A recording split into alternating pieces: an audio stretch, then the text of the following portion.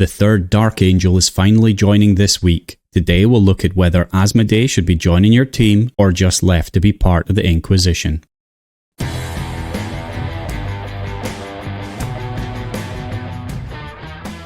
The Dark Angels have been delivered to us in dribs and drabs, but now we have the third member of the First Legion joining us. Asmodai, the Master of Repentance, is joining us through this month's Battle Pass. And Asmodai is the Dark Angel's most successful interrogator chaplain. He is relentless and humorless, but in battle he incites his brother's fighting spirit to reach new heights, rendering them unstoppable killing machines. He does this by chanting litanies of hate with unshakable belief. And with that righteousness, he is definitely someone that likes to go up against Chaos characters, and he does have a very cool in-game character, so let's see if he does anything. As always in this series, we're going to take a look at 3 different things: how long it roughly takes him to level up to Diamond 3 when compared to the other characters, his traits and general usefulness, how good he is in legendary events, and I won't be looking too much into his usefulness in guild raids or tournaments, as I leave that to our other wonderful content creators. So let's dive right in.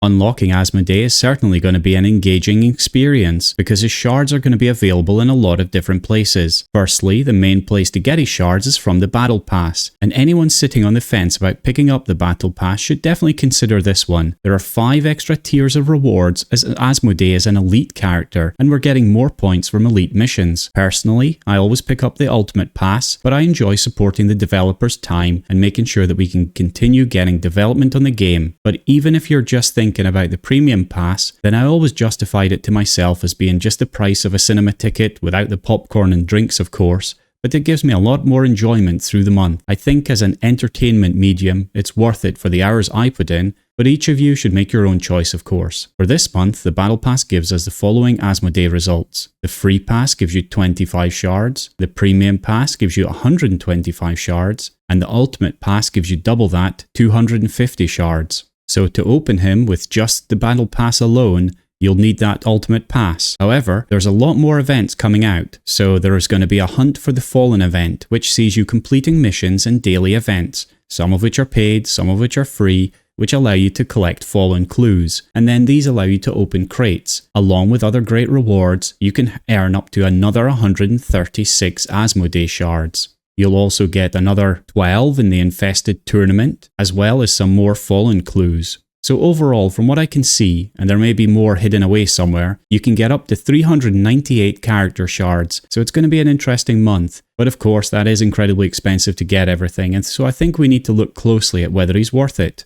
And in the meantime, if you want to earn some free blackstone to help you on your way, you can use my Referral Code in-game today to get 100 free blackstone. Just note, you can only use one Referral Code, so make sure you make the most of it.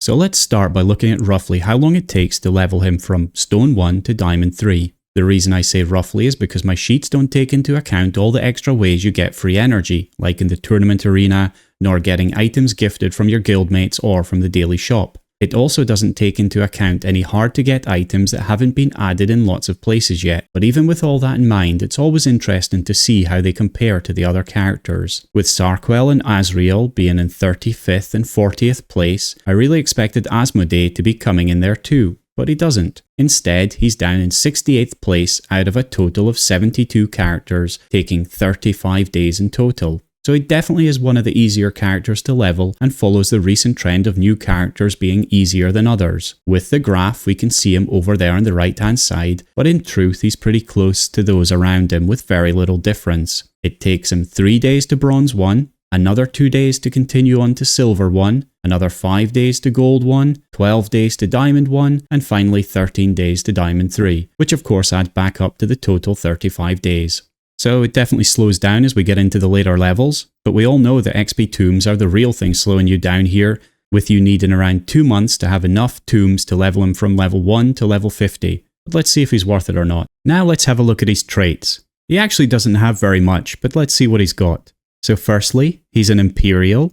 He has melee power 4 and no ranged attack. His passive and his active don't actually add any traits, So the last thing he's got is Terrifying, but that's not yet used in legendary events. There are only 3 other characters with this trait, Morgan Ra, Tiark and Deathleaper, so not even enough to make a full team of Terrifying characters, which means it won't be added into legendary events anytime soon. So on first glance we may expect him to do nothing, as he has very little useful traits, but then we can compare him to On-Shi, who also has no traits, but melee power 5 attack with no ranged and nothing else, and then we can also throw in Angrax here as well, who also has a melee power 4 attack with no ranged and no traits that are specifically useful. The only real difference between them is that Asmodai is an Imperial, On-Shi is Xenos, and Angrax is Chaos. So we'll take a look at a bit in how much of a difference that makes to their scores. In terms of who he works well with, I'm not super impressed with this character. Obviously there is some synergy here with the other Dark Angels, and you could pair him up with a suppression or stunning character. So for suppression there could be Thaddeus Noble, Volk, Burchard, Darkstrider or Toth. And for stunning there isn't a trait for this, and only a couple of characters that can stun at all. Those would be characters like Aryak, or Sword Brother God's Will, who can stun with their active, but I'm not sure it's much use. So I think I'll be setting it up something like this. Azrael and Asmodai at the front line, as Azrael increases Asmodai's defense. Sarquel, and then either Toth or Butcher just behind. Sarquel dealing some real punishment while Toth or Butcher suppress the target. Then finally Thaddeus at the back, sending in some long-range artillery and buffing Sarquel's heavy weapon damage. And that's not a bad team, definitely has some beef around it. It wouldn't be horrific in Guild Wars as a defensive units either, as they don't have any complicated AI to deal with in there, but it's not the best. But let's see how he is in legendary events, and we'll take a look at the other 2 we mentioned here as well, On-Shi and Angrax. One thing to note, I'm going to show the Shadow Sun event, but Shadow Sun event's already going to be finished by the time Asmodai comes out. I just want to do it to show the full comparison between On-Shi and Angrax and himself. So starting with Shadow Sun, in the Alpha track he appears in the No Psychers, minimum 4 hits, power and melee battles. In the Beta track he appears in the No Bolter, No Piercing, and no summons battles. In the Gamma track he doesn't appear because he's an Imperial, and so he finishes on 425 points. And you can already see Angrax is on 735 and On-Shi's on 615, so he's already falling behind the other 2.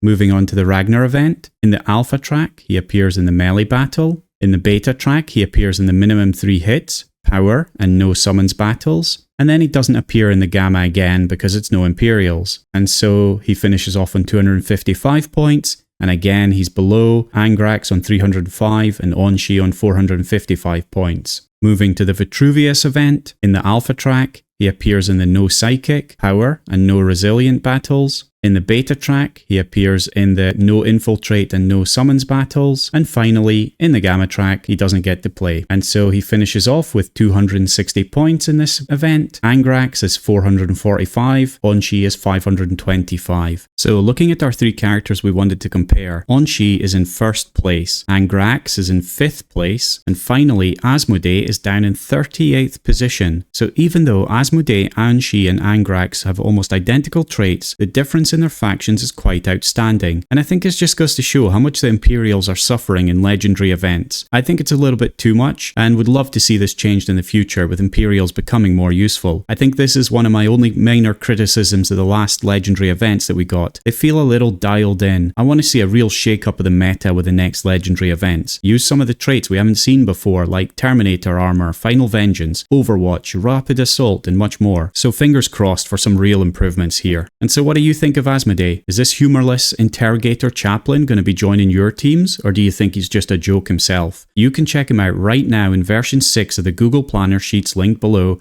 and let me know what you think.